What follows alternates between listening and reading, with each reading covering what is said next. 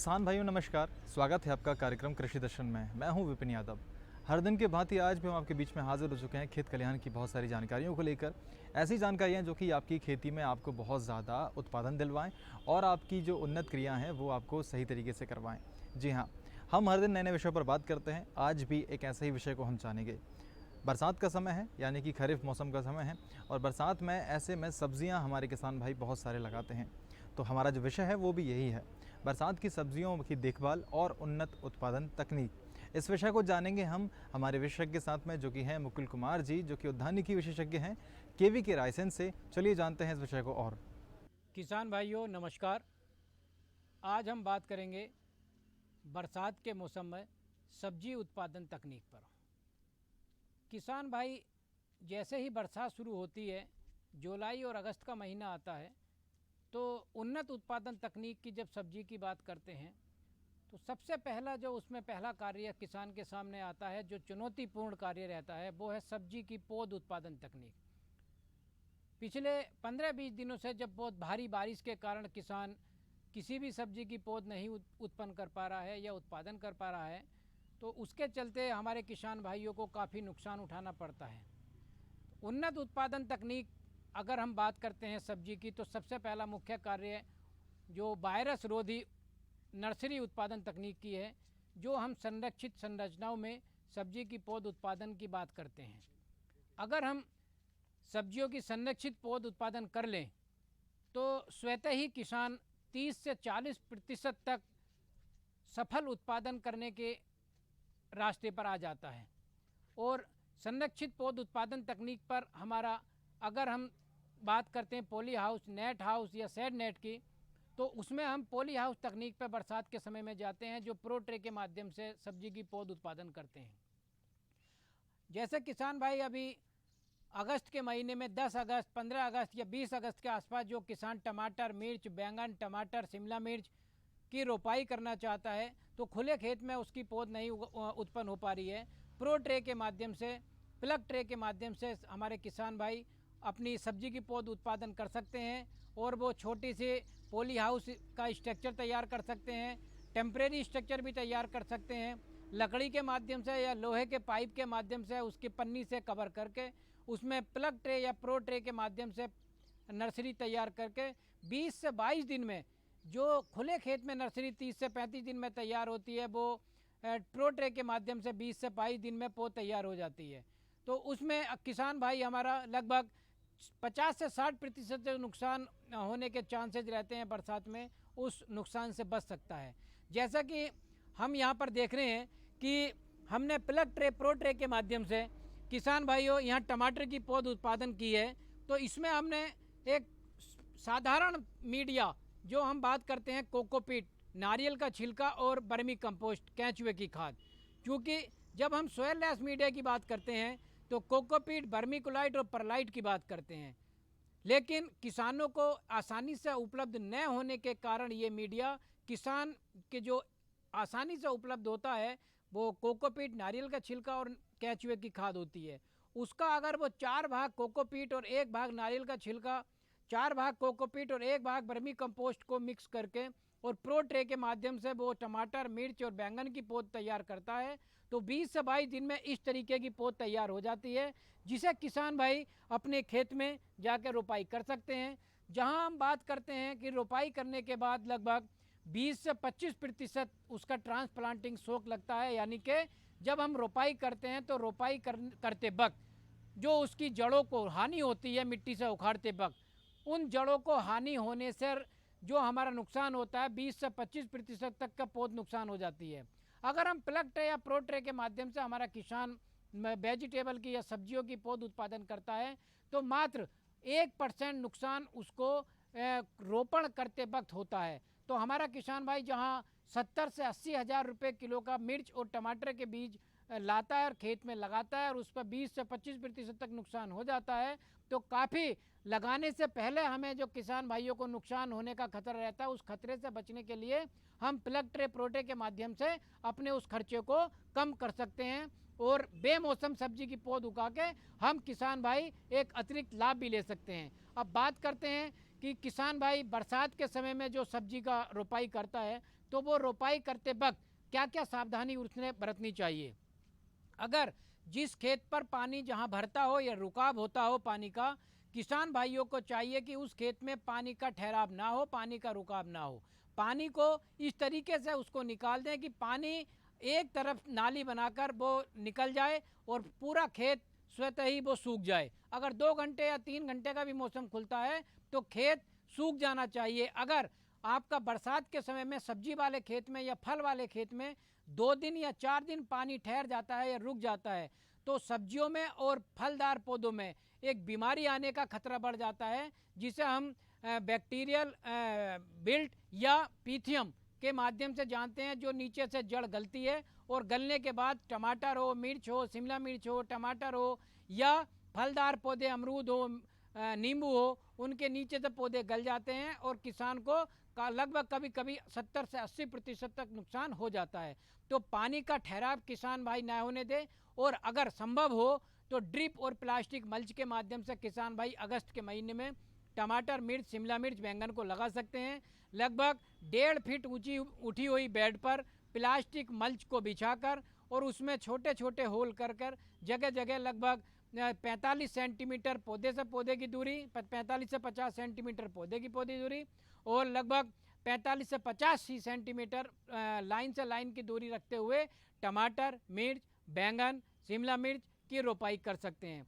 अब बात आती है कि उसमें खाद और उर्वरक की बात हम जब करते हैं तो जब किसान भाई अगस्त के महीने में, क्योंकि बारिश खेत की तैयारी का मौका नहीं देता है, जिन किसान भाइयों ने जून के महीने में खेत की तैयारी कर ली है तो खेत की तैयारी करते वक्त अगर 50% आपने नत्रजन, फास्फोरस और पोटास की मात्रा आपने खेत की तैयारी करते वक्त मिला दी है तो बहुत अच्छी बात है। अगर आपने खाद या उर्वरक की मात्रा खेत की तैयारी के वक्त नहीं मिलाया है तो जिस समय आप खेत की रोपाई करते हैं जुलाई या अगस्त के माह में या शुरू सितंबर में, उस समय खाद की मात्रा किसान भाई न दें।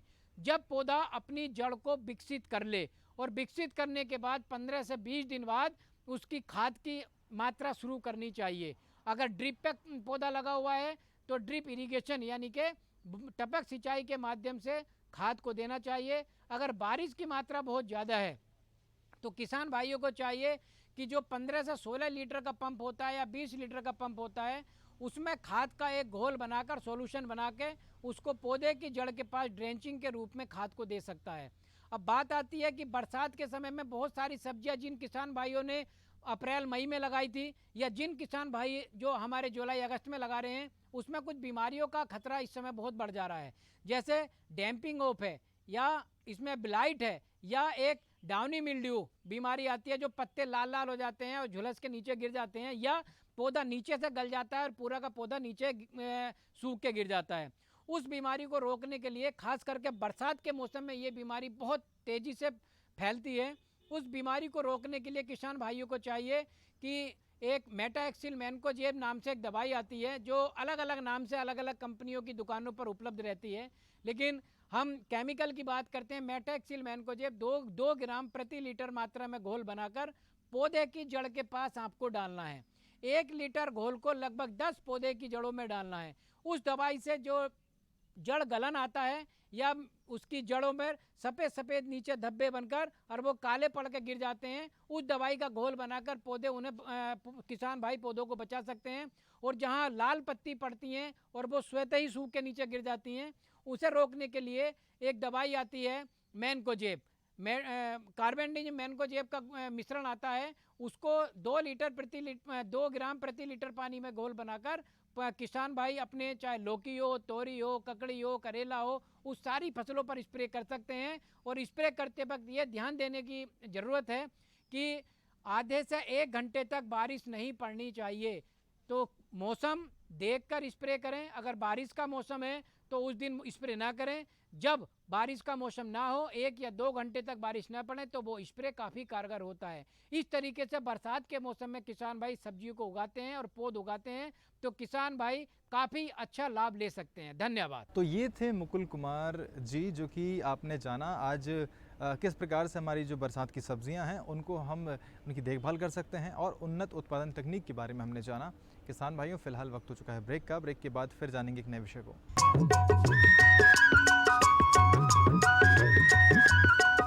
अरे सुन तो।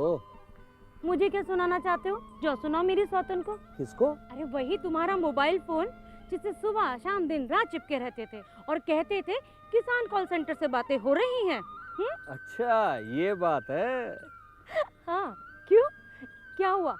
अब बात नहीं होती क्या? अब तो झट से बात हो जाती है। संबंधी समस्याओं का अपनी भाषा में तुरंत हल पाने के लिए पूरे भारत में किसी भी फोन से हेल्पलाइन नंबर पर संपर्क करें। किसानों का दोस्त किसान कॉल सेंटर।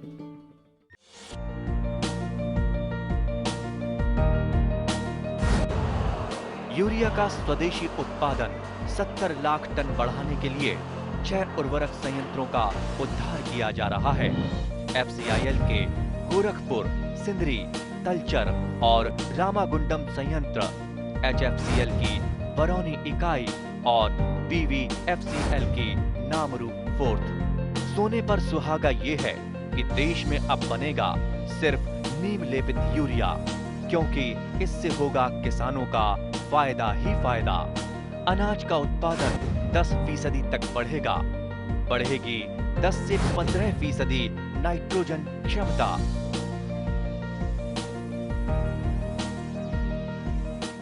ब्रेक के बाद एक बार फिर आपका स्वागत है किसान भाइयों कार्यक्रम कृषि दर्शन में। और हम ब्रेक से पहले हमने बात की थी, हमने किस तरीके से हमारी जो बरसात की सब्जियां हैं उनकी हम देखभाल कर सकते हैं। उन्नत उत्पादन तकनीक के बारे में हमने जाना था। अब चूंकि हमारे पास जो हमारी खेती है उसमें बहुत सारे विकल्प मौजूद हैं और हमें अपनाना भी चाहिए, क्योंकि अगर वर्तमान की हम बात करें तो हमारे पास, हमारे किसान भाइयों के पास ऐसे ऐसे काम हैं जो कि करने के लिए बहुत सारे हैं। अभी ऐसे में नए नए कामों को जो नए नए किसान भाई हैं, युवा किसान भाई हैं, वो अभी अपना रहे हैं। एक और इनमें से निकल के आता है, वो है कार्प मछली पालन। जी हाँ, कार्प मछली पालन क्या होता है, किस तरीके से हमें करना है और इसमें क्या क्या समस्याएं आती हैं, उनका समाधान किस प्रकार हमें मिलेगा, इसके बारे में हम जानने वाले हैं। इसको हमें विस्तार से बताएंगे डॉक्टर ब्रह्मानंद शुक्ला जी, जो कि हैं मत्स्य विशेषज्ञ KVK रायसेन से। चलिए जानते हैं इस विषय को। और नमस्कार किसान भाइयों, आज का विषय है कार्प मछलियों का पालन। जैसा कि आप लोग जानते हैं कि कार्प मछली उनको कहा जाता है जिनमें दांत उपस्थित नहीं होते हैं, उन्हीं को ही कार्प प्रजातियां कहते हैं। हमारे देश में लगभग 250 प्रजातियां कार्प की हैं जो विभिन्न विभिन्न क्षेत्रों में पालन किया जाता है। हमारे मध्य प्रदेश में मूलतः कटला, रोहू, नैन 3 कार्प का मेजर रूप से कल्चर हम लोग करते हैं। तो कटला, रोहू, नैन जैसा कि आप लोग जानते हैं इसके अंदर दांत उपस्थित नहीं होते हैं। तो इनका जब हम लोग मत्स्य पालन करते हैं तालाब में, तो सबसे पहले मूलतः हम लोग बात करते हैं तालाब के प्रबंधन का। तालाब के प्रबंधन में सबसे पहले हम लोग एक मूल चीज़ ध्यान रखते हैं कि तालाब का निर्माण जब भी हम लोग करवाएं तो हमेशा उसका आकार आयताकार हो, मतलब उसकी चौड़ाई कम हो और लंबाई आप जितनी रखना चाहें, जैसा आपका एरिया हो उस हिसाब से आप कर सकते हैं।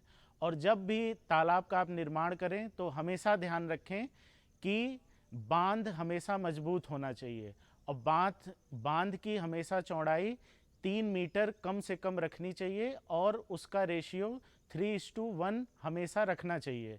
जिससे क्या है कि जब भी बाढ़ आएगी या आपके तालाब में पानी ज़्यादा बढ़ेगा तो उससे बांध टूटने की संभावनाएं ना के बराबर रहेंगी और बांध टूट जाएगा तो आपकी मछलियां तालाब से बह के बाहर जा सकती हैं, जिससे आप लोगों को नुकसान हो सकता है। तो इसलिए तालाब निर्माण में हमेशा आप लोग ध्यान रखें कि उसकी बांध की चौड़ाई 3:1 रेशियो में होनी चाहिए और आयताकार आकार में होना चाहिए। और जब भी हमारे मत्स्य पालक लोग जब भी तालाब का निर्माण करवाएं तो अमूमन लोग निर्माण करवाते हैं तो एक चीज़ वो भूल जाते हैं जो बहुत ही ज़रूरी है। उसमें सबसे मूलतः ये होता है, जब भी आप तालाब का निर्माण करवाएं किसी भी मिट्टी पे, तो मिट्टी की जो ऊपर की जो लेयर होती है, जो सतह होती है, वो करीब आप 12 से 15 सेंटीमीटर तक उसको खुरचेल के बाहर निकाल के मिट्टी को एक आप बोरी का गट्ठल लेकर के उसमें उसको इकट्ठा कर लें। और जब तक आपके तालाब का निर्माण नहीं हो जाता है तब तक आप उन गट्ठल को किसी छायादार स्थान पे रख करके उसमें थोड़ा थोड़ा पानी डाल के मिट्टी में थोड़ा नमी बरकरार रहे।